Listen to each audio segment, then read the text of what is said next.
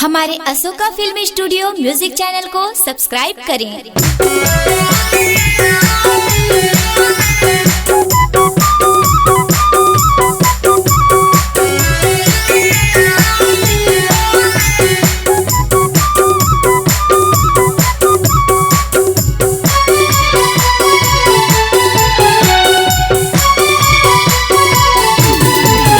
कैसे काटूं अब तुम्हारा वो अकेलापन सहावे नहीं। कैसे काटूं अब तुम्हारा वो अकेलापन सहावे नहीं। कैसे काटूं अब तुम्हारी अकेलापन सहावे नहीं। कैसे काटूं अब तुम्हारी अकेलापन सहावे संगी जहुरिया मारे ताना पारा पड़ोसी मारे ताना प्रति हम बैरी नींदिया वह नहीं। कैसे काटूं अब तुम्हारा वो अकेलापन सहावे नहीं। कैसे काटूं अब तुम्हारी अकेलापन सहावे नहीं।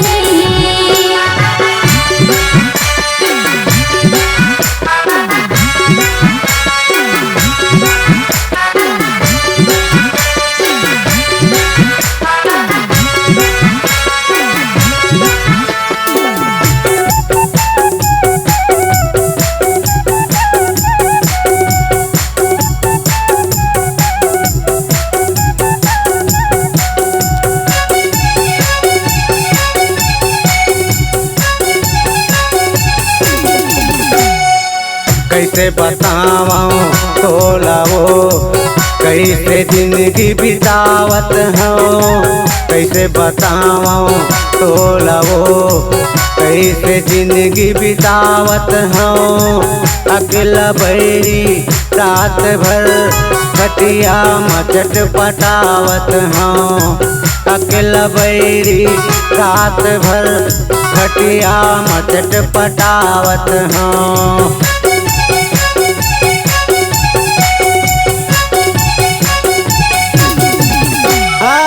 कैसे बताऊं तोला वो कैसे जिंदगी बितावत हूँ। कैसे बताऊं तोला वो कैसे जिंदगी बितावत हूँ। अकेला बैरी रात भर खटिया मचट पटावत हूँ। अकेला बैरी रात भर खटिया मचट पटावत हूँ। छत्तीसगढ़िया मैं लहरिया छत्तीसगढ़िया मैं लहरिया तोर बिना कुछ मोला भावे नहीं। कैसे काटूं अब तुम्हारा वो अकेलापन सहावे नहीं। कैसे काटूं अब तुम्हारी अकेलापन सहावे नहीं।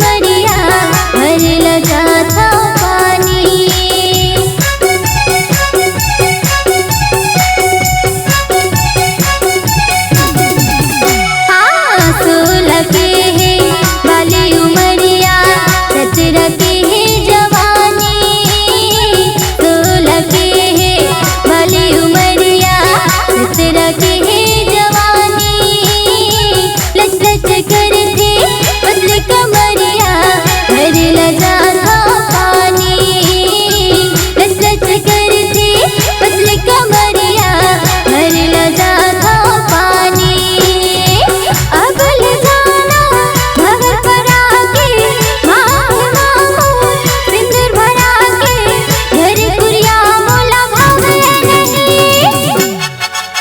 कैसे काटा अब कुंवारी गा अकेलापन सहावे नहीं कैसे काटूं अब कुंवारा हो अकेलापन सहावे नहीं कैसे काटा अब कुंवारी गा अकेलापन सहावे नहीं संगी जहुरिया मारे ताना पारा पड़ोसी मारे ताना रति हम बैरी नींद आवे नहीं कैसे काटूं अब कुंवारा हो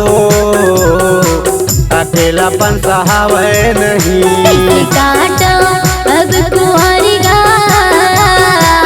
अकेलापन सहावे नहीं कैसे काटूं अब कुंवारा हो अकेलापन सहावे नहीं अकेलापन सहावे नहीं अकेलापन सहावे नहीं अकेलापन सहावे नहीं अकेलापन सहावे नहीं। Ashoka film audio video recording studio Kawardha. निर्माता राज कुलकर्णी। मोबाइल नंबर है 7389138468।